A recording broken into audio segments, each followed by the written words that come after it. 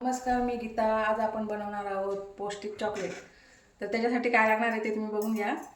मखाणे आहेत, मगजबी, मनुके, बदाम, खसखस, डिंक, काजू, खजूर, तूप आणि हा डार्क चॉकलेट कंपाऊंड आणि असा एक मोल्ड लागणार आहे चॉकलेट बनवण्यासाठी.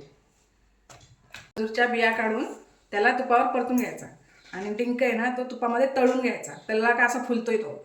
आणि काजू, बदाम, मगजबी हे सगळं तुपावर भाजून घ्यायचं आणि त्यांना सगळ्यांना मिक्सरमध्ये बारीक करून घ्यायचे. मी बारीक करून घेतले, फक्त मनुके बारके नाही केलेत. मनुके मी असे अख्खेच ठेवलेले आहेत हे बघा. आणि खजूर मिक्सरमध्ये असं करून घेतलेलं आहे.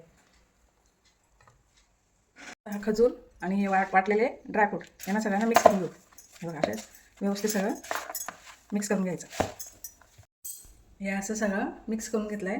आता आपण हा चॉकलेटचा मोल्ड आहे त्याला आपण असं तूप लावून घेऊ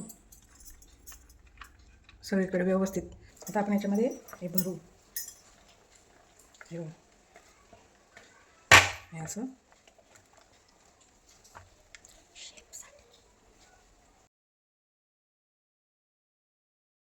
आता पाण्याला उकळी आले.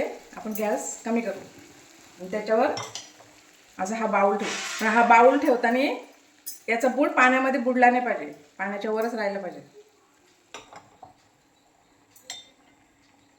आता याच्यात आपण चॉकलेट टाकून घेऊ.